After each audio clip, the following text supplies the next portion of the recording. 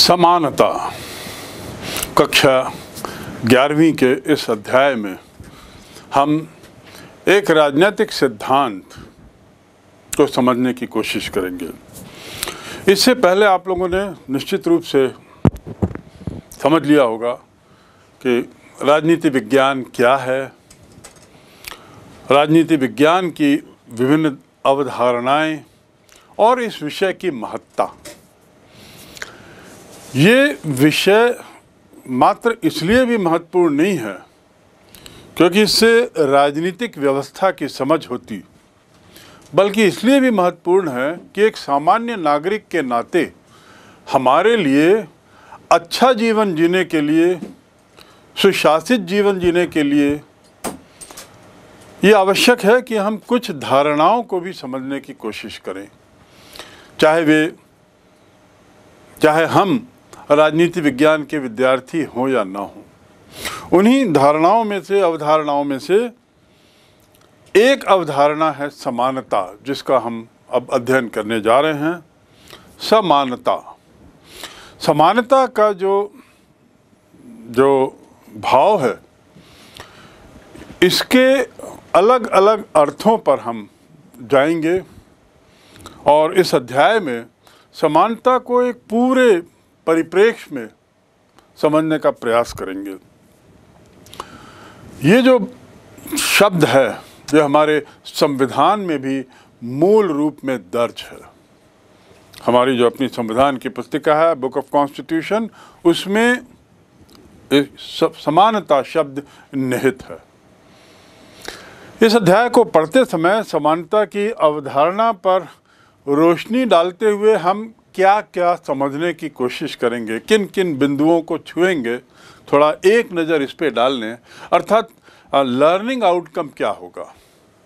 इस अध्याय को पढ़ने के बाद हम समानता के बारे में क्या क्या जान सकेंगे, इस पर थोड़ा सा देख लें। पहला बिंदु रहेगा कि समानता क्या है, उसकी परिभाषा, उसके मायने, उसके अर्थ, समानता क्या है, और हमें इस नैतिक और राजनैतिक आदर्श के बारे में क्या सोचना चाहिए। क्या सोचना, समानता के बारे में जब हम बात करें तो हमें क्या सोचना चाहिए। ये तो हुआ पहला बिंदु। दूसरा, क्या समानता का मतलब इतना सरल है कि व्यक्ति से हर स्थिति में समान व्यवहार करना, या इसके कुछ और मायने हैं। व्यक्ति से हर स्थिति में समान व्यवहार करना, क्या यही समानता है या इसके कुछ और मायने हैं। तीसरा बिंदु जिसका अध्ययन करेंगे वो है कि समानता की ओर कैसे बढ़ सकते हैं। क्योंकि समानता यदि संवैधानिक प्रावधान है और संविधान में है तो निश्चित रूप से समानता की अपेक्षा है संविधान में, जनता से, शासन से। तो हम कैसे बढ़ रहे हैं, क्या प्रयास हो रहे हैं, कैसे बढ़ सकते हैं, समानता कैसे लाई जा सकती है। समानता के उल्टा असमानता किस तरह की है, क्योंकि यदि हम असमानता को समझेंगे तभी हम उसको दूर करने का प्रयास करेंगे। तो वही हमको ले जाता है अपने तीसरे बिंदु पर। समानता का जो तीसरा बिंदु है, उसमें हम समानता की ओर कैसे बढ़ सकते हैं, ये समझते हुए जीवन के विभिन्न क्षेत्रों में असमानता को न्यूनतम कैसे कर सकते हैं। देखिए, वाक्य बड़ा स्पष्ट है, असमानता को न्यूनतम करना। ऐसा नहीं लिखा है कि पूर्ण समानता कैसे लाई जा सकती है। आखिर क्यों, ये हम आगे समझने की कोशिश करेंगे कि ये वाक्य ऐसा क्यों है कि हम असमानता को न्यूनतम करेंगे। असमानता को आमूल चूल नष्ट करेंगे, ऐसा नहीं कहा है, या पूर्ण समानता लाएंगे, ऐसा हम नहीं सीखने जा रहे हैं। हम सीखने जा रहे हैं कि असमानता को न्यूनतम कैसे किया जा सकता है। ऐसी कौन सी असमानताएं हैं जिसे दूर करना है? इसका अर्थ ऐसी कुछ असमानताएं हैं जो शायद ना हम दूर कर सकते हैं क्योंकि वो प्राकृतिक हैं, कुछ दूसरे ढंग की या कुछ और बात है, इसका भी हम अध्ययन करेंगे। चौथा बिंदु जो है, हम समानता के राजनीतिक, आर्थिक और सामाजिक आयामों को अलग अलग कैसे समझें। यानी राजनीतिक समानता क्या है, आर्थिक समानता क्या है, उसके साथ ही सामाजिक समानता क्या है। समानता बनाम असमानता पे यदि हम जाएं तो राजनीतिक असमानता से क्या तात्पर्य है, भारत में राजनीतिक असमानता है क्या और कितनी है, और इसके निराकरण के क्या उपाय हैं। ऐसी आर्थिक विषमता है क्या, समानता नहीं तो विषमता, और आर्थिक विषमता के मायने क्या हैं, उसके परिणाम क्या हैं, और विषमताओं को दूर करने के लिए हम क्या प्रयास कर रहे हैं, जो कि ऊपर के बिंदु में कहा है न्यूनतम करने का प्रयास। तो कैसे आर्थिक विषमताओं को न्यूनतम करने का प्रयास हो रहा है, धनाढ्य वर्ग, अमीर वर्ग, गरीब वर्ग, निम्न वर्ग। ऐसा ही तीसरा है सामाजिक समानता, जिसे हम दूसरे तरीके से देखें तो क्या समाज में, हमारे समाज में सामाजिक असमानता है, यदि है तो कितनी है, और वहाँ पर किस प्रकार के प्रयास हो सकते हैं सामाजिक असमानता को दूर करने के, न्यूनतम करने के। सामाजिक असमानता की बात करें तो लिंग भेद, महिला पुरुष, महिला बनाम पुरुष, जाति भेद, ऊंची जाति, नीची जाति, अछूत, सवर्ण, दलित, जनजाति, न जाने किस तरह, कितने तरह के हमारे यहाँ सामाजिक विभाजन हैं। और उसके साथ ही शिक्षित, अशिक्षित और भी बहुत तरीके के, हिंदू, मुस्लिम, ईसाई, सिख धर्म, ये धर्म। तो सामाजिक विषमता निश्चित रूप से, इससे आप वाकिफ़ हैं कि हमारे समाज में बहुत गहरी पैठ है। इसे कैसे दूर किया जा सकता है, इस विषमता को न्यूनतम कैसे किया जा सकता है, इसका भी अध्ययन करेंगे। इसके बाद चौथा बिंदु है, या बल्कि कहना चाहिए कि पांचवा बिंदु, स्वतंत्रता और समानता। स्वतंत्रता बनाम समानता क्या है और दोनों के बीच में किस तरीके का संबंध है। एक ओर स्वतंत्रता की बात होती है, दूसरी ओर समानता की बात होती है। क्या ये दोनों एक दूसरे के साथ साथ चल सकते हैं? एक रेल की पटरी की तरह क्या दोनों साथ चलें, या क्या दोनों कहीं आकर जुड़ते हैं, मिलते हैं? क्या एक दूसरे के पूरक हैं? यानी समानता यदि बढ़ेगी तो स्वतंत्रता भी बढ़ेगी, या स्वतंत्रता बढ़ेगी तो समानता बढ़ेगी, या एक दूसरे के विरोधाभासी हों, एक दूसरे का विरोध करते हैं। ये एक बड़ा रोचक बिंदु होगा हमारे लिए समझने के लिए। तो अभी तो हम तुरंत थोड़ा स्वतंत्रता के बारे में बात कर लेते हैं, तब हम आगे और क्या इसमें पढ़ने जाएंगे इस पर बात करेंगे। स्वतंत्रता क्या है? तो फिर स्वतंत्रता क्या है? बर्टन रसेल बहुत प्रसिद्ध दार्शनिक, पिछली शताब्दी के बहुत प्रसिद्ध विचारक और राजनीतिक विशेषज्ञ, उन्होंने कहा है कि स्वतंत्रता जो है वो मानव की इच्छा, एक नैसर्गिक इच्छा है, एक उसकी स्वाभाविक प्रवृत्ति है। स्वाभाविक प्रवृत्ति यानी उसकी प्रकृति में ही है कि मानव जो है वो स्वतंत्रता चाहता है, वो उसकी इच्छा रखता है, और इसी स्वतंत्रता के आधार पर ही वो अपना विकास देखता है, और मानव जीवन का विकास या उसका निर्माण तभी संभव है। दूसरे शब्दों में, मानव और स्वतंत्रता ये दोनों इनसेपरेबल हैं, एक दूसरे से अलग नहीं हो सकते, क्योंकि ये मानव की नैसर्गिक इच्छा। यदि हम पुराने अनुभवों को देखें, इतिहास पर एक नजर डालें, विश्व के किसी भी देश के इतिहास पर, तो कह सकते हैं कि हर देश के काल में शोषण, अत्याचार, परतंत्रता से मुक्ति, इन चीजों के पीछे आदमी के स्वतंत्रता पाने की कसक छिपी हुई है, निहित है।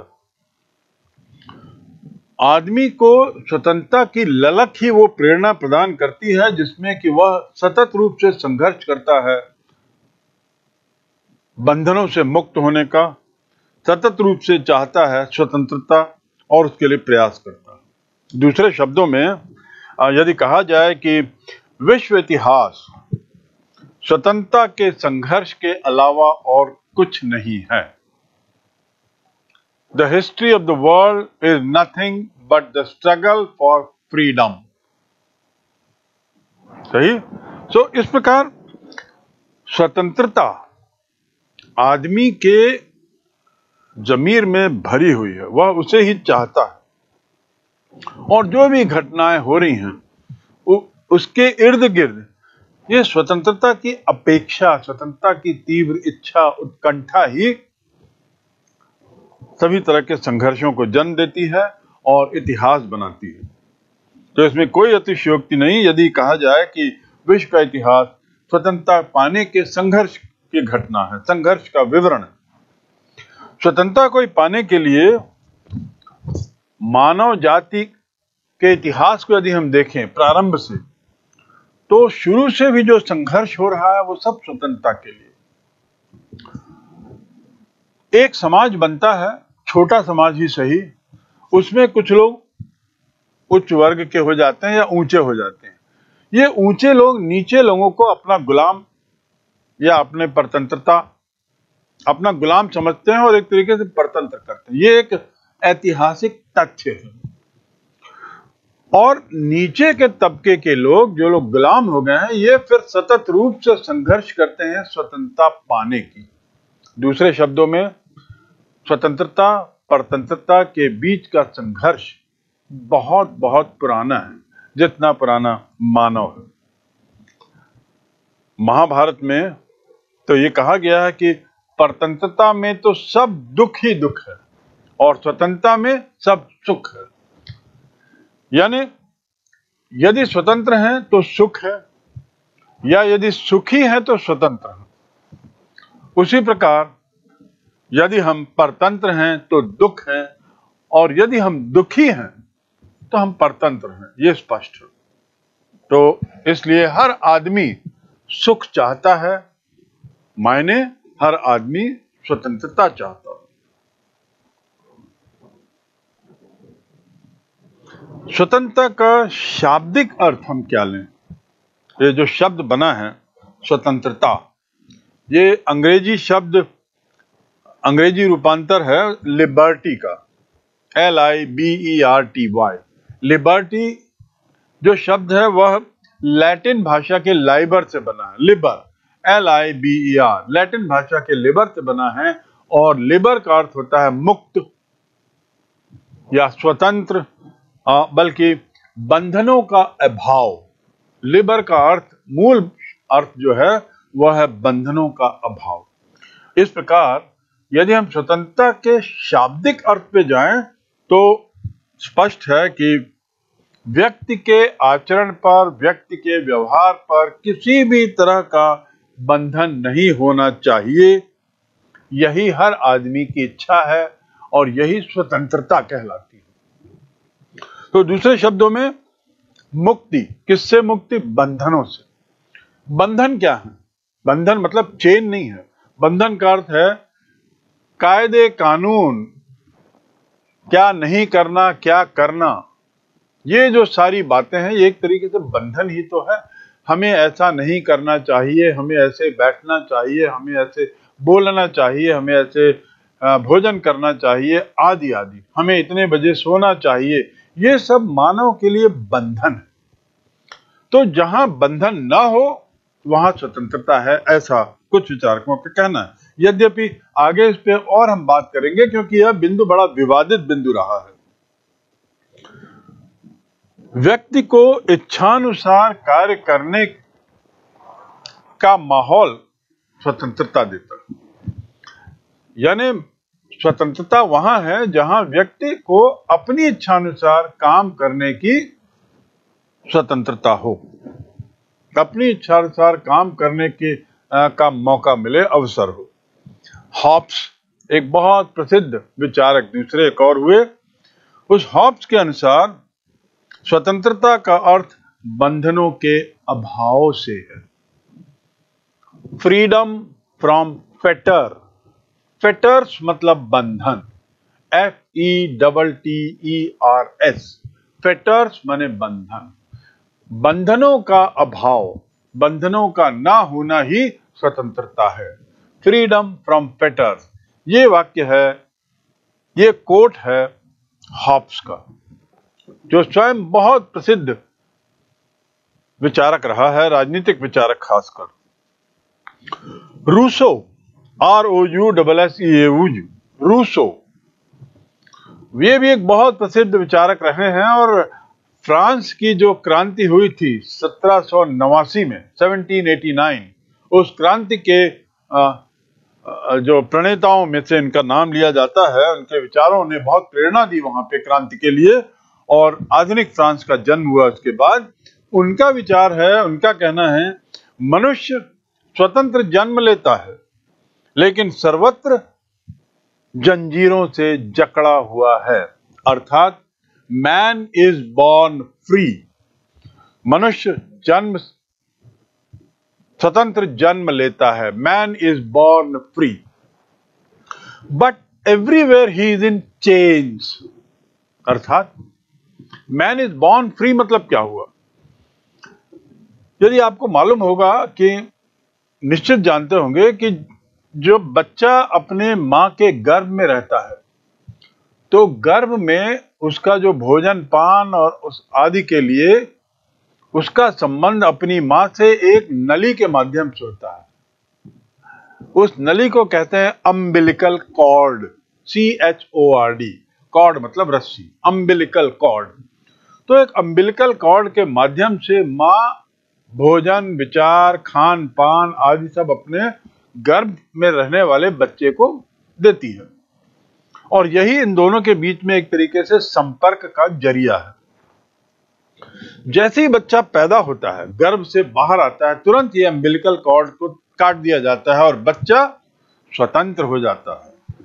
जो मां के साथ जो उसका जोड़ था, जो अम्बिलिकल कॉर्ड थी, उसे काट दिया जाता है। तो मैन इज बॉर्न फ्री, जैसे ही पैदा हुआ वो स्वतंत्र हो गया, लेकिन स्वतंत्र होते ही तुरंत उस पर जंजीरें लगा दी जाती हैं।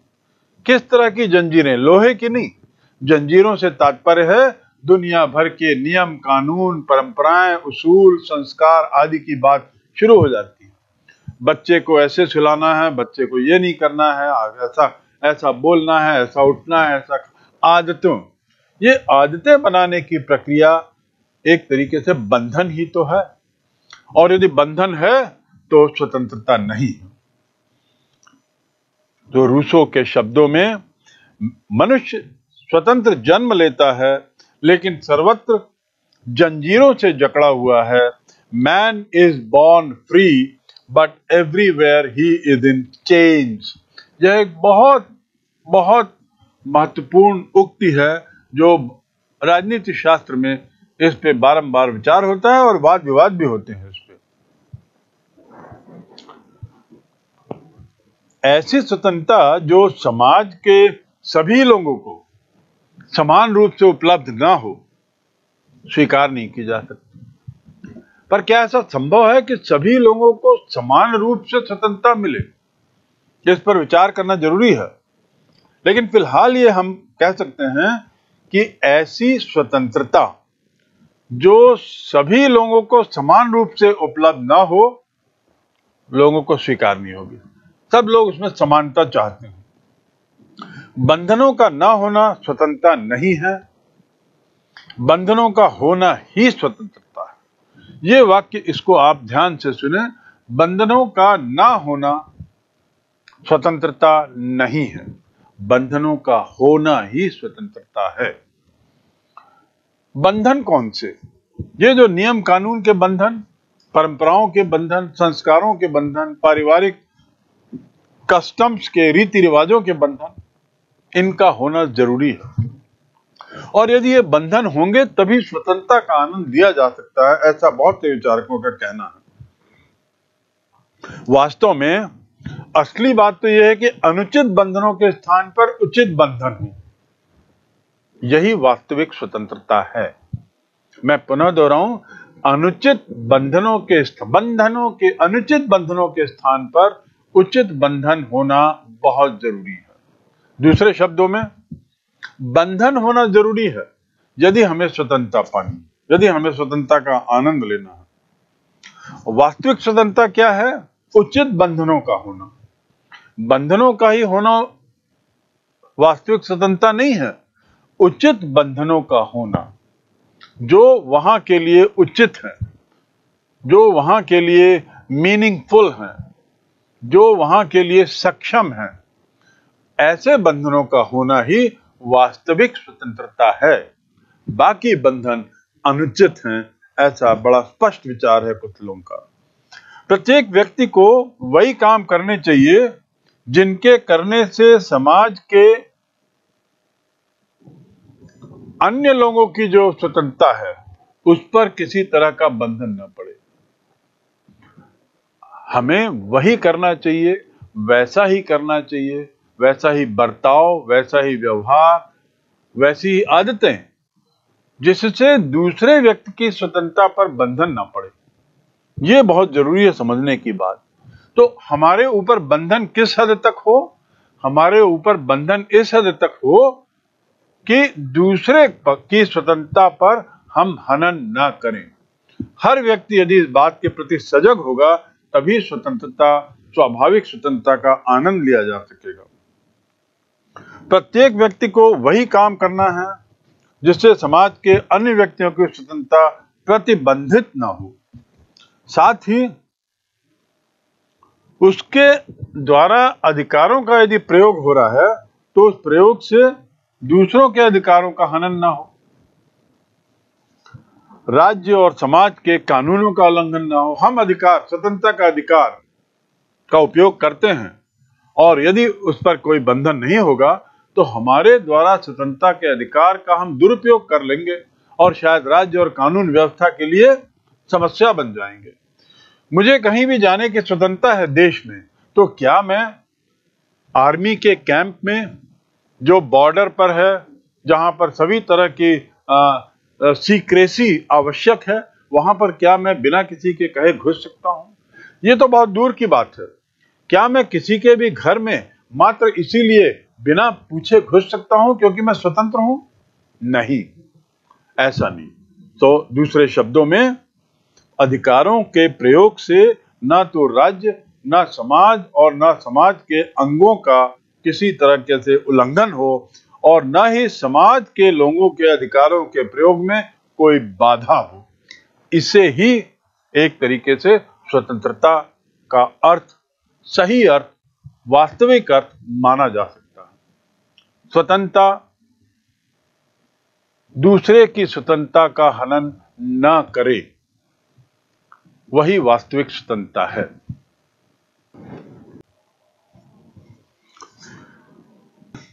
परिभाषाओं पर हम न जा करके थोड़ा उसके संबंध में, स्वतंत्रता के संबंध में कुछ निष्कर्ष निकाल सकते हैं। निष्कर्ष क्या है? पहला, स्वतंत्रता सीमित होती है, असीमित नहीं। यानी स्वतंत्रता की एक परिधि है, एक दायरा होता है, वह स्वच्छंद नहीं है। दूसरा, स्वतंत्रता व्यक्ति के व्यक्तित्व के विकास के लिए उचित वातावरण तैयार करती है। अर्थात स्वतंत्रता हमें वह माहौल देती है जिसमें हमारा या मानव का विकास हो सके। तीसरी बात, स्वतंत्रता राज्य और समाज में ही मिलती है, उसके बाहर नहीं। चौथा, स्वतंत्रता राज्य में निवास करने वाले सभी व्यक्तियों को समान रूप से प्राप्त होती है।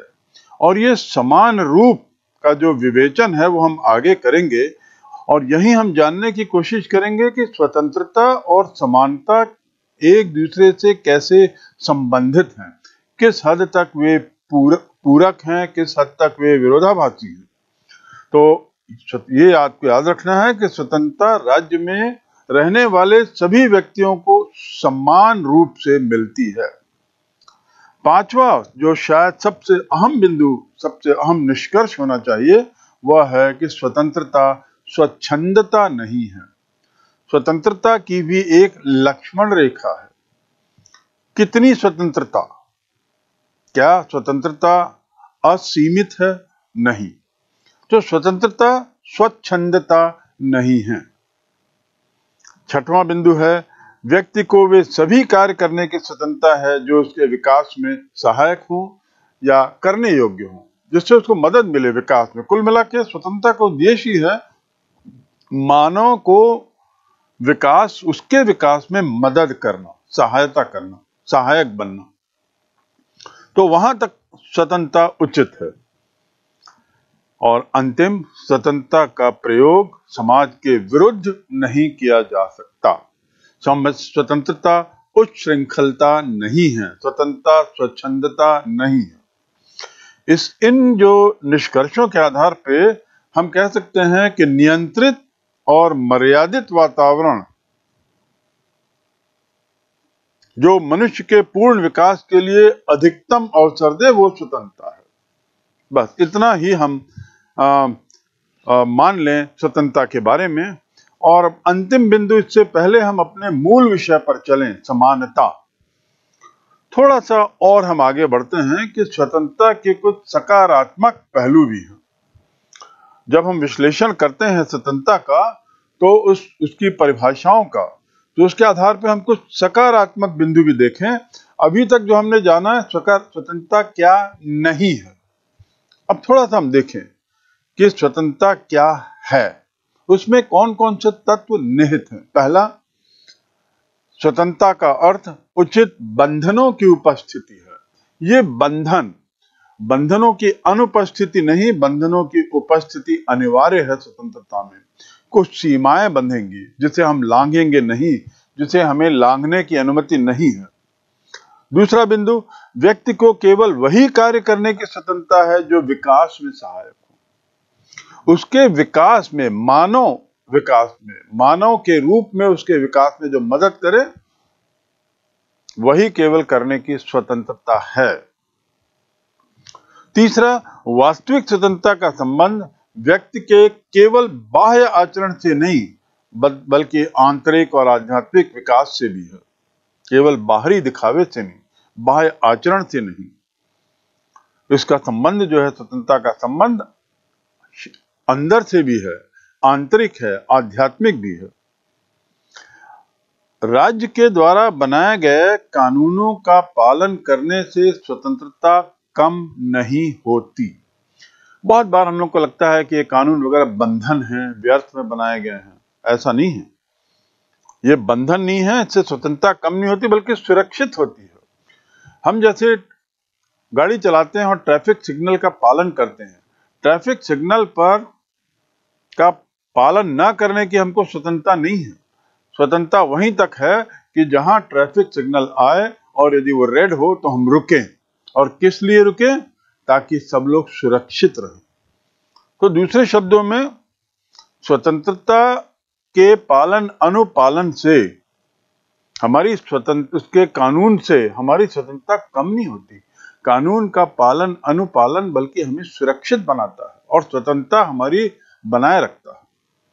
साथ ही राज्य की सत्ता और व्यक्ति की स्वतंत्रता, ये दो अलग अलग चीजें हैं, लेकिन इनमें विरोध नहीं है। राज्य की जो सत्ता है, पावर है, और आदमी की जो स्वतंत्रता है, फ्रीडम, लिबर्टी और गवर्नमेंट का पावर, ये इनमें एक संबंध है, ये विरोधाभास नहीं है। और अंतिम बिंदु जो सकारात्मक है, स्वतंत्रता की परिभाषा के तहत सभी व्यक्तियों के लिए नैतिक, मानसिक, शारीरिक उन्नति के लिए अवसर, सुविधाएं प्रदान करता है। तो इस प्रकार हम स्वतंत्रता के बारे में थोड़ा समझने का प्रयास किए, क्योंकि स्वतंत्रता का जिक्र हम आगे बारंबार समानता की चर्चा करते हुए पढ़ेंगे। हमारा जो आज का मूल विषय है वह है समानता, इक्वालिटी। तो ये जो इसमें जो हम पढ़ेंगे तो स्वतंत्रता का जिक्र बार बार आएगा, तो हमारे लिए जरूरी था कि स्वतंत्रता क्या है इसको हम थोड़ा समझने की कोशिश करें।